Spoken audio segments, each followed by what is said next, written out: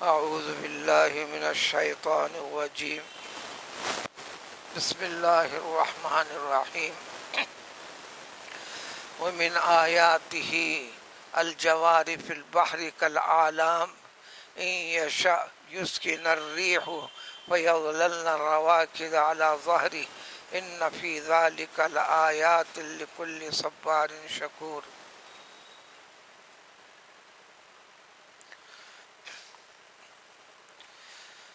بندے کو جو کچھ لاحق ہوتا ہے جو سابق میں گزرا، اس میں اس کے بدعملی کا، گناہوں کا تعلق رہتا ہے۔ یہ اور بات ہے کہ 20 مرتبہ اللہ تعالیٰ کی ذات جو رحمان ہے، بندوں پر رحم فرماتے ہوئے عفو و درگزر سے کام لیتی ہے۔ اکثر و بیشتر ہر خطا پہ چاہے تو گرفت پکڑ ہو سکتی ہے، لیکن بہت کم کرتے ہیں، انسان کو مہلت موقع دیتے چلتے ہیں۔ ان ساری چیزوں کی وضاحت کے بعد آج کی اس آیت میں کہ دیکھو اللہ تعالیٰ کی وحدت کو، وحدہ لا شریک کو پر دلالت کرنے والی چیزوں میں سے، اللہ تعالیٰ کی قدرت کو ظاہر کرنے والی چیزوں میں سے، اللہ تعالیٰ کی عظمت و بزرگی کو بیان کرنے والی چیزوں میں سے، کائنات کی ہر چیز اللہ تعالیٰ کی وحدت کو، قدرت کو، عظمت و بڑائی کو ظاہر کرتی ہے، لیکن انسان اس کے پر توجہ، غور و فکر کرنا ہے۔ تو ان میں سے ایک یہ ہے کہ دیکھو جہاز، کشتیاں، پانی کے جہاز، کشتیاں، پانی کے جہاز جو سمندر میں چلتے ہیں، اور چھوٹے کشتیاں بھی نہیں، ایسے بڑے بڑے جہاز کالأعلام، اونچے بلند بلند پہاڑوں کے جیسے۔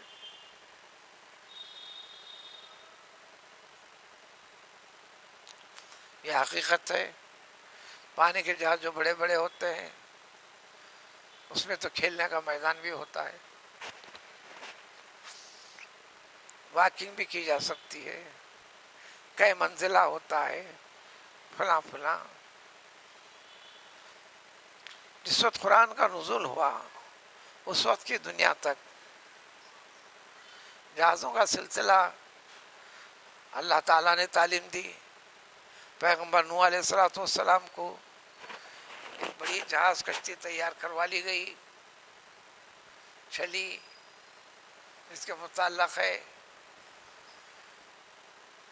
ایسا طوفان تھا، ایسا سیلاب تھا، آسمان کو اللہ کا حکم تھا کہ تو برستے رہنا، زمین کو حکم تھا کہ زمین کے اندر جو پانی جمع ہے اگلتے رہنا، اوپر سے نیچے سے پانی پانی، پھر اس میں پوری سیفٹی کی گنجائش کے جیسا اس کی تعمیر۔ وَاصْنَعِ الْفُلْكَ بِأَعْيُنِنَا، اے نوح ہماری نگرانی میں ہم جیسا فرماتے چلیں گے، تم جہاز تیار کرو۔ کروائی گئی تھی کافی مدت میں، پورے اہتمام کے ساتھ۔ تو کشتی رانی، جہازوں کا چلنا تو زمانے دراز قدیم سے، ہزاروں سال پہلے سے۔ پھر اس آخر زمان پیغمبر صلی اللہ علیہ وسلم کی امت کو بھی اللہ تعالیٰ کی قدرت کی چیزوں کو، جو اللہ نے جو آنکھیں دی ہیں، جو کان دیے ہیں، سن کر اس سے کیا چیز حاصل کرنا ہے؟ اپنے رب کو پہچاننا ہے، اپنے رب کی دی ہوئی نعمتوں کی قدر کرنا ہے۔ ان میں سے کہ بڑے بڑے جو جہاز سمندر چلتے ہیں کالأعلام، پہاڑوں کے مانند، یہ نہیں سمجھنا کہ ہم نے کر لیا چلتے رہیں گے، یہ اللہ تعالیٰ کی مرضی سے چلتے، ہر چیز اللہ کی مرضی سے۔ اب دنیا آگے بڑھی، آج بھی یہ جہاز چلتے ہیں، ان جہازوں میں مشنریز بھی لگا دی گئی، یہ بھی اللہ تعالیٰ نے علم دیا، طاقت دی، قدرت دی۔ پھر اب بات آگے بڑھیں گی، ہوا پہ اڑنے والی جہازیں بھی سب اس کے اندر داخل ہوں گی۔ روزانہ ہزاروں ہزاروں ہزاروں ساری دنیا کے جہاز انسان اس میں منتقل ہوتا ہے۔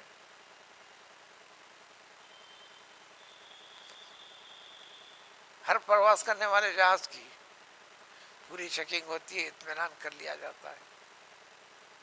اس کے باوجود بھی واقعات انسان کے علم میں آئیں گے، آتے رہتے ہیں، آئے ہیں، چلے ہیں، تاریخ ہے، پھر انسان سے بے قابو ہو جاتی ہے۔ ایسا کیوں ہوتی ہے؟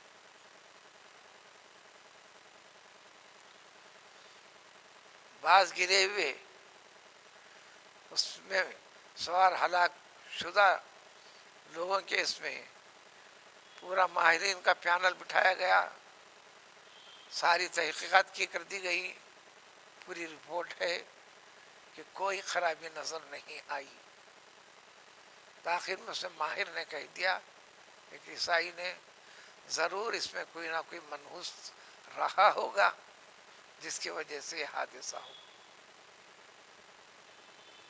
کیونکہ فنی اعتبار سے یہ گرنے کی کوئی وجہ سمجھ میں نہیں آ رہی۔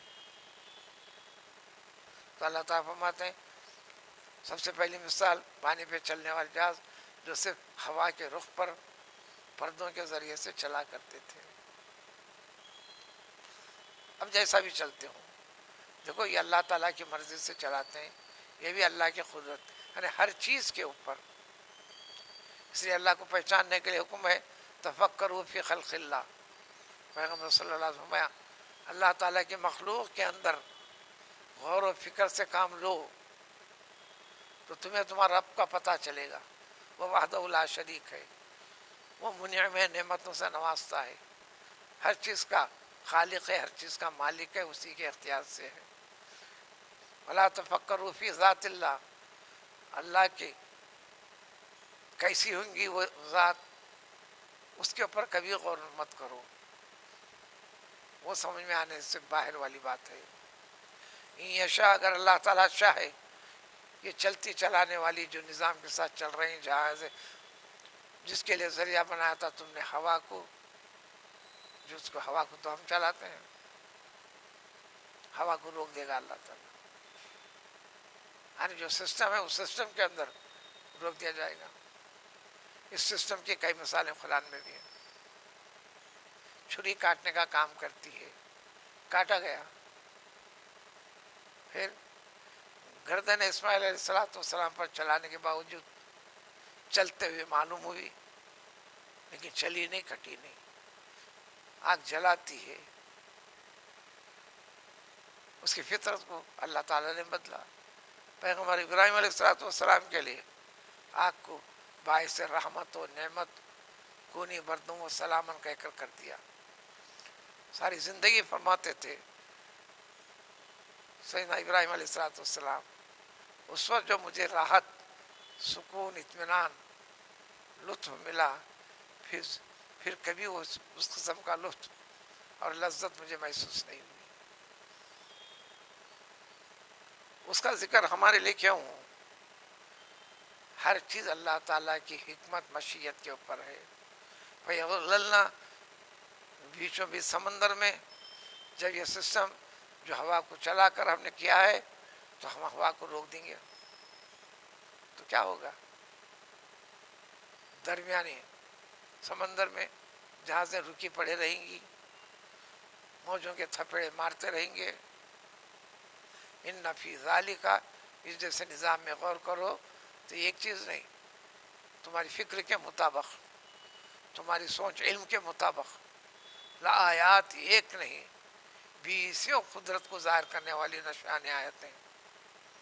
لیکن ایسے شخص کے لیے جو صبار ہے، صبر سے اطاعتوں کے اندر مشقتوں کو جھیلنے والا، دنیاوی زندگی میں آنے والی ساری رکاوٹوں کی پرواہ کیے بغیر اطاعت خداوندی کی طرف اہمیت دینے والا، اور اس کی زندگی میں جو ہر چیز ہے اس وقت شکر گزاری کرنے والے بندے کے لیے.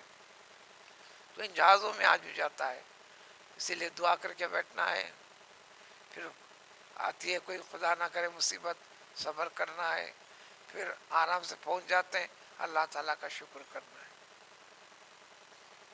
تو انسان کی زندگی میں ہر چیز اللہ تعالیٰ کی نعمتوں سے بھرپور ہے، تو لہذا ہر چیز کے اوپر شکر کرو. اس لیے عام آدمی کو اتنا کہہ دیتے ہیں بسم اللہ سے شروع کرو جو بھی کام کرنا ہے. اختتام الحمدللہ کہہ دو، اللہ کی تعریف. الحمدللہ کہنے کا تعلق راحت بھی ملے الحمدللہ، خدا نہ کرے زحمت بھی ملے الحمدللہ. الحمدللہ علی کل حال. بندے کی ہر کیفیت میں، چاہے بیماری ہو، مشقت ہو، یا تنگی معیشت ہو، کچھ بھی ہو، اس میں الحمدللہ.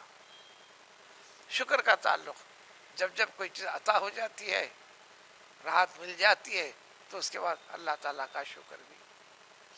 پھر اسی کی وضاحت میں یہاں اللہ تبارک تعالیٰ یا تو جہاز کو روک دے گا، جہاز چل رہے ہیں، چلتے رہیں گے، چل رہے ہیں، کبھی ان کو ہلاک کر دے گا، تباہ کر دے گا.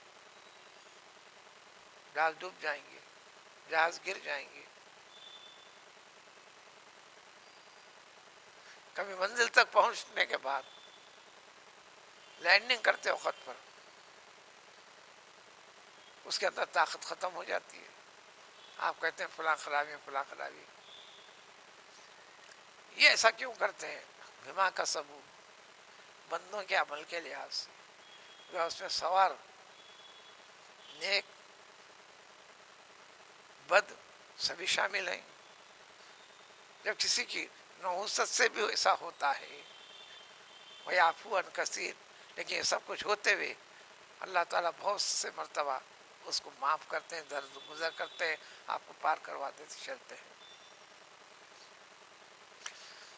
لیکن ان چیزوں پر نعمت خداوندی جو نہ سمجھتا ہو، یوں ہی نظام کے ساتھ چلتا ہو، کوئی نظام چلانے والا نہیں ہے، اس کی فکر کیے بغیر چلتا ہو، تو فرماتے ہیں اللہ تعالیٰ ان لوگوں کو خوب بہتر جانتے ہیں جو اللہ تعالیٰ کی ان قدرت کی نشانیوں کے اندر ٹیڑھی بینگی بحثیں کرتے ہیں، مجادلہ حجت کرتے ہیں.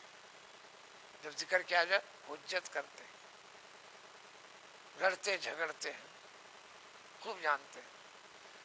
جب اللہ کی پکڑ ہوگی ما لہم من محیص، کوئی بچ نہیں سکتا، بچنے کا کوئی راستہ ہے ہی نہیں. چاہے دنیا میں بھی ہو سکتی ہے، آخرت میں تو ہو کر ہی رہے گی. یہاں تک ایک مضمون کے بعد اب اللہ تعالیٰ کی دی ہوئی نعمتوں کو کس طرح سمجھنا ہے، اور پھر دنیا کی ظاہری نعمت، لیکن اسی کو آخرت والی نعمت کا درجے میں شفٹ کیسے کرنا ہے، پھر آخرت میں ملنے والی چیزوں پر یقین کیسے رکھنا ہے، اس کی وضاحت تفصیل اگلے آنے والی آیت میں. سبحان اللہ.